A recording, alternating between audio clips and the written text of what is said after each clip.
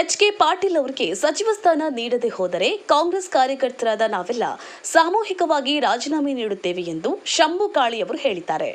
ಗದಗ ಜಿಲ್ಲಾ ಪತ್ರಿಕಾ ಭವನದಲ್ಲಿ ಸುದ್ದಿಗೋಷ್ಠಿ ನಡೆಸಿ ಮಾತನಾಡಿದ ಅವರು, ನಮ್ಮ ಸಾಹೇಬರು ಮುಖ್ಯಮಂತ್ರಿ ಕ್ಯಾಂಡಿಡೇಟ್, ಹಾಗಾಗಿ ಈಗಲೇ ಅವರನ್ನ ಸಚಿವ ಸಂಪುಟದಿಂದ ದೂರ ಇಡಬೇಕು ಎಂಬ ಹುನ್ನಾರ ಇರಬಹುದು. ಈ ಹಿನ್ನೆಲೆ ನಾವು ಜೂನ್ 16ರಂದು ಬೃಹತ್ ಪ್ರತಿಭಟನೆ ಹಮ್ಮಿಕೊಂಡಿದ್ದು, ಸುಮಾರು 10,000ಕ್ಕೂ ಹೆಚ್ಚು ಜನ ಸೇರಿ ಕಾಟನ್ ಸೆಲ್ ಸೊಸೈಟಿ ಇನ್ನು ಮುಳಗುಂದ ನಾಗಾವರೆಗೆ ಮಾಡಲು ತೀರ್ಮಾನ ಮಾಡಲಾಗಿದೆ ಹಾಗೂ ಜೂನ್ 19ರಂದು ಬೆಂಗಳೂರಿನಲ್ಲಿ ಮಾಡಲು ತೀರ್ಮಾನ ಮಾಡಿದ್ದು, ಕೆಪಿಸಿಸಿ ಅಧ್ಯಕ್ಷರು ಆದಷ್ಟು ಬೇಗ ನಮ್ಮ ಬೇಡಿಕೆ ಈಡೇರಿಸದಿದ್ದರೆ ನಾವು ಸಾಮೂಹಿಕ ರಾಜೀನಾಮೆ ನೀಡಲು ತೀರ್ಮಾನ ಮಾಡಿದ್ದೇವೆ ಎಂದು ಎಚ್ಚರಿಕೆ ನೀಡಿದ್ದಾರೆ. ಗಾಳೆಪ್ಪ ಎಚ್. ಹರಿಜನ್, ಲಕ್ಷ್ಮೇಶ್ವರ, ಜೈ ಭೀಮ್ ನ್ಯೂಸ್ 24x7 ಇದು ಬಹುಜನರ ನ್ಯಾಯಕ್ಕಾಗಿ. ಸಾಮಾನ್ಯ ಗೌರವಾನ್ವಿತ ಶ್ರೀ ಎಚ್.ಕೆ. ಪಾಟೀಲ್ ಸಾಹೇಬರಿಗೆ ಏನು ಮೊನ್ನೆ ನಡೆದ ಒಂದು ಮಂತ್ರಿಮಂಡಲದ ಮೊದಲನೇ ಮಂಡಲದೊಳಗೆ ಅವರಿಗೆ ಸ್ಥಾನ ಕೊಡಲಾರದೇ ಇರೋದು ಅದು ಬಹಳ ವಿಷಾದನೀಯ. ವಿಶೇಷವಾಗಿ ಅವರ ಅನುಭವದ ಮೇಲೆ ಅವರ ಅನುಭವದ ಮೇಲೆ ಮತ್ತು ಅವರು ಏನು ನಮ್ಮ ಗದಗ ಕ್ಷೇತ್ರಕ್ಕೆ ಕೊಟ್ಟಿರುವಂತಹ ಕೊಡುಗೆಗಳನ್ನು ವಿಚಾರ ಮಾಡಿಬಿಟ್ಟಂತಂದ್ರೆ ಫಸ್ಟಿಗೆ ಅವ್ರ ಹೆಸರು ಫಸ್ಟ್ ತಗೋಬೇಕಾಗಿತ್ತು. ಆದರೂ ಕೂಡ ಅದು ಬಹಳ ಹಿನ್ನಡೆಯಾಗಿತ್ತು.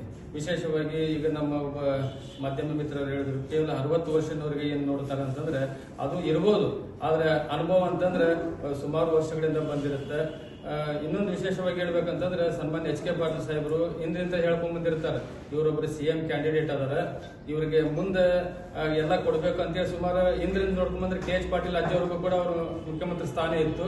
ಅವಾಗ ಕೂಡ ಅದನ್ನ ಯಾವುದೋ ಒಂದು ರೀತಿ ಒಂದು ಕುತಂತ್ರದಿಂದ ಅವನು ತೆಗೆದುಹಾಕಿದ್ರು. ಈಗ ನೋಡಿದ್ರೆ ಎಚ್.ಕೆ. ಪಾಟೀಲ್ ಸಾಹೇಬರು ಕೂಡ ಈಗ ಒಂದು ಮುಖ್ಯಮಂತ್ರಿ ರೇಸ್ನೊಳಗದಾರ. ಈಗ ಅವ್ರನ್ನ ಚುಟುಕ್ ಬಿಟ್ಟಿನ ಅಂತಂದ್ರೆ ಅವ್ರಿಗೆ ಎಲ್ಲಿಗೆ ಕೊನೆಗೊಳಿಸಬೇಕು ಅವ್ರ ರಾಜಕೀಯವನ್ನು ಅಂತೇಳಿ ಈ ತರ ಕುತಂತ್ರಗಳು ನಡೆದಿರ್ಬೋದೇನೋ ಅಂತೇಳಿ ಈಗ ನಮ್ಮಲ್ಲಿ ಒಂದು ಏನು ಮೂಡೇವು ನಮ್ಮ ಹತ್ರ.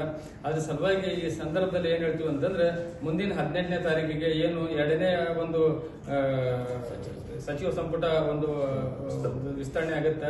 ಅದರೊಳಗೆ ನಮ್ಮ ಸಾಹೇಬ್ರದ ಒಂದು ಹೆಸರು ಏನಾದ್ರು ಬರದೇ ಹೋದ್ರೆ ನಾವು ಎಲ್ಲ ಏನು ನಾವು ಪರಿಶಿಷ್ಟ ಜಾತಿಯವರಲ್ಲ ಸಾಮೂಹಿಕವಾಗಿ ರಾಜೀನಾಮೆ ಕೊಟ್ಟು ಮತ್ತು ನಾವು ಅವ್ರಿಗೆ ಕೈಯನ್ನು ಬಲಪಡಿಸಿ ಮುಂದೆ ಯಾವ ತರ ನಾವು ಪ್ಲಾನ್ ಮಾಡ್ತಾರೆ ನಮ್ಮ ಎಚ್.ಕೆ. ಪಾಟೀಲ್ ಸಾಹೇಬರು, ಕೃಷ್ಣಗೌಡ ಪಾಟೀಲ್ ಅವರು ಯಾವ ತರ ನಮ್ಗೆ ಹೇಳ್ಕೊಡ್ತಾರ ಆ ಮಾರ್ಗದೊಳಗೆ ನಾವು ನಡೀತೀವಿ ಅನ್ನೋ ಮಾತನ್ನ ಈ ಸಂದರ್ಭದಲ್ಲಿ ಹೇಳ್ತೀವಿ.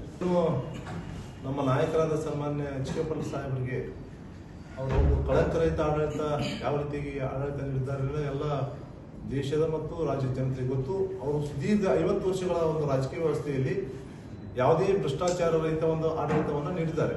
ಅದಕ್ಕಾಗಿ ನಾವು ಅವರ ಜ್ಞಾನದ ಆಧಾರದ ಮೇಲೆ ಮತ್ತು ಹಿರಿತನದ ಆಧಾರದ ಮೇಲೆ, ಅದರ ಜೊತೆಗೆ ಅವರ ಒಂದು ರಾಜಕೀಯ ಒಂದು ಪಾಂಡಿತ್ಯದ ಆಧಾರದ ಮೇಲೆ ಅವರಿಗೆ ಒಂದನೇ ಒಂದು ಮಂತ್ರಿಮಂಡಲದಲ್ಲಿ ಅವರಿಗೆ ಸಚಿವ ಸ್ಥಾನ ನೀಡಬೇಕಾಗಿತ್ತು. ಅದು ದುರ್ದೈವ ಸಂಗತಿ. ಅವರು ಮುಖ್ಯಮಂತ್ರಿಯ ಅಂತಹ ಅಭ್ಯರ್ಥಿಗೆ ನಾವು ಅನೇಕ ಬಾರಿ ಮನವಿ ಮಾಡಿ ಸಚಿವ ಸ್ಥಾನವನ್ನು ನೀಡುವಲ್ಲಿ ನಾವು ಮತ್ತು ಕೊಡಿಸುವಲ್ಲಿ ಸಫಲರಾಗಿದ್ದೇವೆ. ಅದೇ ರೀತಿಯಾಗಿ ನಮ್ಮ ನಾಯಕರಿಗೆ 2ನೇ ಹಂತದ ಮಂತ್ರಿಮಂಡಲದಲ್ಲಿ ಸಚಿವ ಸ್ಥಾನ ಸಿಗದೇ ಹೋದ ಸಂದರ್ಭದಲ್ಲಿ ನಾವು ಕರ್ನಾಟಕ ಪ್ರದೇಶ ಕಾಂಗ್ರೆಸ್ ಸಮಿತಿಗೆ ನೇರವಾಗಿ ಎಚ್ಚರಿಕೆ ಕೊಡ್ತೇವೆ. ಅದೇ ರೀತಿಯಾಗಿ AICC ಕೂಡ ನಾವು ನೇರವಾಗಿ ಎಚ್ಚರಿಕೆ ಕೊಡ್ತೇವೆ. ಗದಗ ನಗರದ ಗದಗ ತಾಲೂಕಿನ ಏನು ಪರಿಶಿಷ್ಟ ಜಾತಿ ವಿಭಾಗದ ಸದಸ್ಯರು ಮತ್ತು ಕಾರ್ಯಕರ್ತರು ಮತ್ತು ಒಂದು ಸಮುದಾಯ ಏನೈತಿ, ನಾವು ನಮ್ಮ ನಾಯಕರ ಪರವಾಗಿ ಕೆಲಸ ಮಾಡುವಂಥವ್ರು. ನಾವು ಇಲ್ಲಿ ಪಕ್ಷೀಯ ನಿಷ್ಠೆ ಫಸ್ಟ್, ಆಮೇಲೆ ನಮ್ಮ ನಾಯಕರ ನಿಷ್ಠೆಯನ್ನು ಕೂಡ ನಾವು ವ್ಯಕ್ತಪಡಿಸ್ತೇವೆ.